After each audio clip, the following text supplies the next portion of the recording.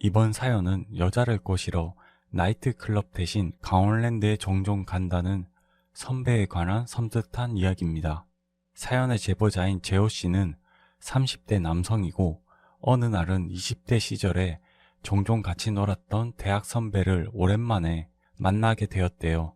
낮에 카페에서 만나서 커피를 마시면서 담소를 나누다가 요즘 외롭다는 이야기로 화제가 바뀐 거죠. 그렇게 말이 흘러나오다가 정말 오랜만에 시간 잡고 여유로울 때 같이 놀까?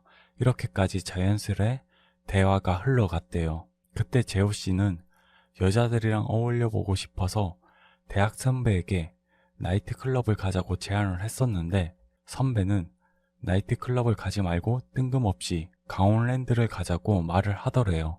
그래서 재호 씨가 놀래서 선배 요즘 도박하세요? 이렇게 물으니 그 선배가 하는 말이 자기는 강원랜드 가서 돈 1,000원도 안 쓴다고 하더래요. 정말 강원랜드에 여자를 꼬시러 간다면서요. 재호 씨는 그 말을 듣고서 농담하지 말라고 처음에 말했는데 선배가 꽤나 진지하게 말을 이어가더래요. 나이트클럽 가서 어떻게 하다 보면 기본 15만 원 정도 쓰고 허탕치는 날이 거의 대부분인데 강원랜드로 가면 시간은 좀 더 걸리지만 확률은 나이트클럽보다 10배는 높다는 말을 하더래요. 재호씨 입장에서는 당시 너무 뜬금없으니까 잘 믿기지가 않더래요. 강원랜드는 누구나 떠올리면 도박하러 가는 곳이지 여자 꼬시러 가는 곳이라고 생각하는 사람은 아무도 없잖아요. 그래서 재호씨가 믿기지가 않는 투로 말을 하니 그 선배는 자기가 강원랜드 갈 때마다 여자들을 꼬셨다며 큰 소리 치더래요.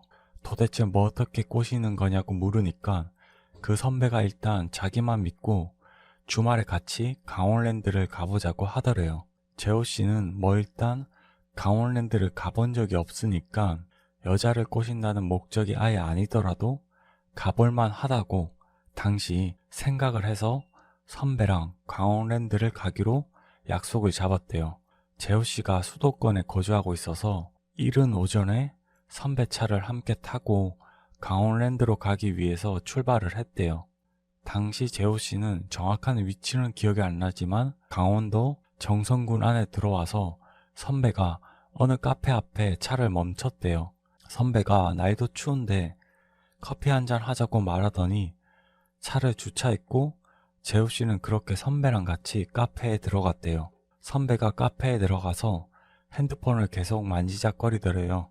그러면서 여자들 몇 명 같이 태워서 같이 강원랜드로 가자고 하더래요. 쉽게 말하자면 강원랜드 카풀 같은 거죠. 당시 아마 그 위치에서 강원랜드로 바로 갈 수 있는 직통 교통수단이 없었던가 그런 것 같다고 하네요. 선배가 차를 가지고 있으니까 다른 모르는 사람들이랑 카풀을 하면, 즉 말하자면 그 카풀을 하려는 사람들이 기름값을 좀 나눠서 보태주고 그런 일반적인 카풀 취지였는데 그 선배는 카풀을 남자는 받지 않고 철저하게 여자들로 가려서 받은 거죠.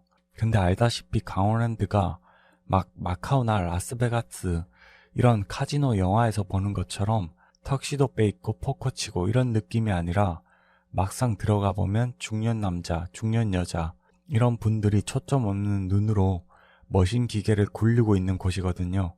그래서 카풀을 하면 비슷한 나이대의 여자분들이 없을 거라고 생각이 들 수 있는데 아마 그 선배가 사전에 미리 약속을 잡아놓고 거기서 일단 보기로 한 것이었죠. 그 카풀을 하려는 여자분들도 어떻게 보면 경험이 적거나 많거나 둘 중 하나인 것 같아요.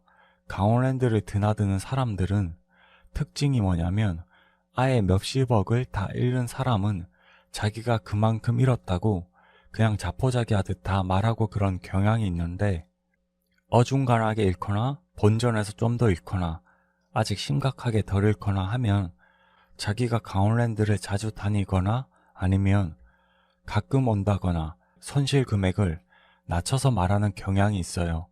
그래서 그 강원랜드에 카풀을 하려는 여자분들이 어느 정도 강원랜드에 방문을 해봤는지 정확히는 알 수가 없었다고 합니다.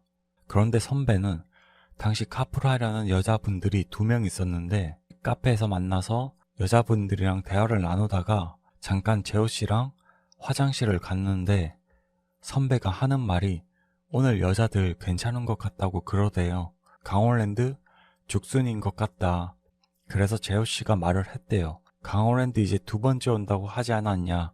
그런데 선배는 딱 보면 알겠다면서 얼굴이 화색이 돌더래요. 뭐 어쨌든 그렇게 카페에서 카풀 모임이 잘 성사가 되어서 재호 씨 선배 여자 두 분 그렇게 짝이 딱 맞게 넷이 된 거죠.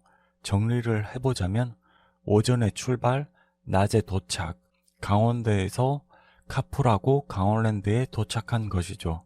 그렇게 강원랜드에선 또 각자 헤어지고 강원랜드 안에서 볼일을 본 거죠.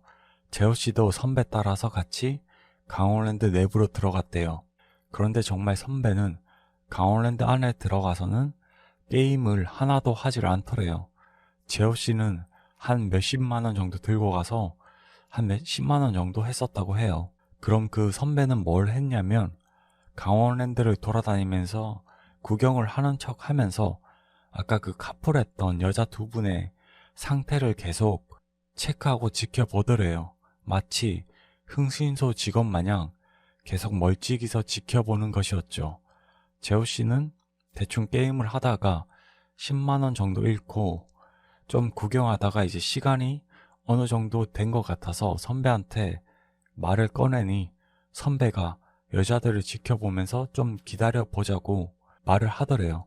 그래서 재호 씨가 돌아가는 길도 같이 카풀하기로 했냐, 몇 시에 만나기로 했냐고 물으니까 돌아가는 길은 카풀 약속을 따로 잡지 않았다고 하더래요.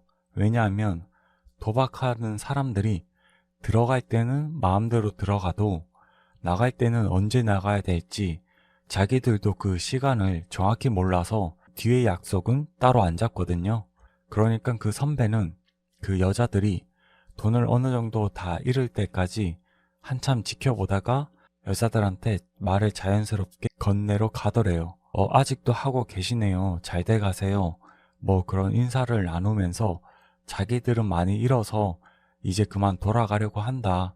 그리고 선배가 뭐라고 말을 했냐면 자기들은 따로 숙소를 잡아놔서 술 한잔하고 내일 돌아갈 거라고 말을 했대요. 그리고 그 같이 카풀했던 여자 일행들한테 같이 술 한잔 하지 않겠냐고 말을 한 거죠. 술 한잔 사겠다 대충 그런 거죠.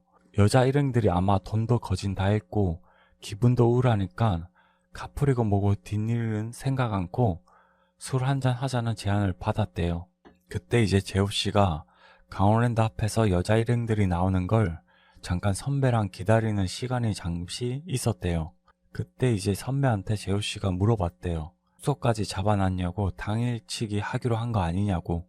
그러니까 선배가 하는 말이 여자들 쟤들 돈 많이 잃었다. 기분 우울하다. 술 마시고 카풀 따로 구할 생각인 것 같은데 술 들어가면 또 생각 바뀐다. 술 마시면 피곤해서 쉬고 싶을 거고 그러면 이런 돈 생각하면 1박에 10만 원 정도 내고 숙박할 생각은 하지도 않을 거다. 돈 아까워서 절대 못한다. 그럼 답 나온 거 아니냐. 그 소리를 듣고서 재호 씨가 엥 하고 있는데 여차여차 뭘 더 물어보려고 하는데 그 타이밍에 강원랜드 안에서 여자들이 나오더래요. 이제 술 마시러 저녁 먹으러 가시죠. 선배가 자연스레 여자 일행들을 차 쪽으로 안내하더래요. 그렇게 술자리를 가졌고 당시 이제 재호 씨랑 선배, 여자 일행 두 분 해서 그렇게 술자리를 가졌는데 어느 정도 술자리가 길어지고 이제 여자분들이 숙박을 하려는데 아무래도 금전적인 부담을 느껴하는 모양새였고 그때 선배랑 여자 일행 중 한 명이랑 대화가 좀 잘 되고 분위기가 괜찮았던 모양이에요. 선배는 숙소로 간다고 슬쩍 자리를 빠져나간 거죠. 선배랑 그 여자분이 따로 빠져나간 상황인데 그때 상황 자체가 재호 씨가 뭐 어떻게 말리고 뭐 묻거나 할 상황은 아니었대요. 선배랑 여자 한 분이 빠져나가니까 재호 씨랑 다른 여자 한 분이 남아서 술자리를 가졌대요. 선배는 재호 씨한테 가면서 귓속말로 잘해보라고 하고 워낙에 급히 나가버렸고, 당시 재호 씨는 솔직한 마음으로 그 여성분이 그렇게 이성적으로 끌리진 않았다고 해요. 그래서 본인 생돈이 나가는 거지만 마지막에는 대충 둘러대고 여자분한테 숙박비를 그냥 빌려준다고 했지만 대신 거의 내줬고, 본인은 다른 곳에 이제 방을 따로 잡았대요. 즉 각자 다른 방을 따로 잡고 하룻밤을 보낸 거죠. 다음날 이제 아침에 술을 깨고 이제 일어나서 재호 씨가 선배한테 전화를 걸었대요. 그런데 선배가 전화를 받지를 않더래요. 몇 번을 해도 안 받더래요. 술을 어느 정도 마셨으니까 아직까지 전화하고 몇 시간 뒤에 해도 안 받더래요. 선배가 차를 갖고 있는데 전화를 안 받으니까 재호 씨 입장에선 답답해 미치겠는 거죠. 그런데도 전화를 계속 안 받더래요. 그 선배가 예전에도 그랬지만 술을 마시고 거의 대낮에 일어나는 스타일이라고 해요. 숙취도 있고 잠도 많은 그런 타입이라서.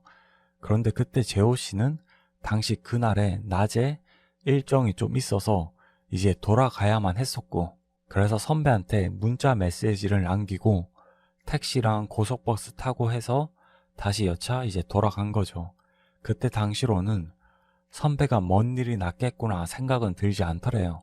워낙에 술을 마시면 연락이 잘 안 되고 대낮에 일어나는 그 본성을 알고 있으니까 낮에 술 깨서 일어나면 자기가 본 문자 보고 확인하고 알아서 본인 차도 있으니까 운전해서 잘 돌아오겠지, 그 생각만 했대요. 그런데도 그날 밤이 되어도 따로 선배한테 연락이 없더래요. 밤이 돼도 연락이 없으니까 그제야 재호 씨도 뭔가 좀 이상하다 싶은 거죠. 나중에 모든 전말을 알고 봤더니 그 선배랑 같이 갔던 여자분이 정말 인생 갈 때까지 간 분이에요. 그날 선배랑 따로 빠져서 그 여자분이 그 선배를 쉽게 말하자면 금품갈취를 해버린 거예요. 뻑치기 같은 거 있잖아요. 그 선배랑 여자가 늦은 밤에 둘이 같이 걸어가다가 선배가 잠시 방심하고 있을 때 주변의 나뒹구는 돌멩이 같은 걸로 뒤통수를 친 거예요. 그리고 여자가 이제 선배 지갑에 있는 현금 이런 거 챙겨서 튀었대요. 그 돈으로 다음날 또 이제 도박을 하려고. 정말 미쳐서 제정신이 아닌 거죠. 그럼 선배는 어떻게 됐냐? 인적이 드문 곳에서 뻑치기를 당했으니까 또 밤에 날씨가 춥단 말이에요. 밤새 그냥 혼자 쓰러져 있다가 한참 늦게 발견돼서 신체적인 장애를 얻고 그렇게 된 것 같아요. 그 일로 재호 씨도 굉장히 죄책감을 갖고 하루하루 후회하고 있다고 합니다.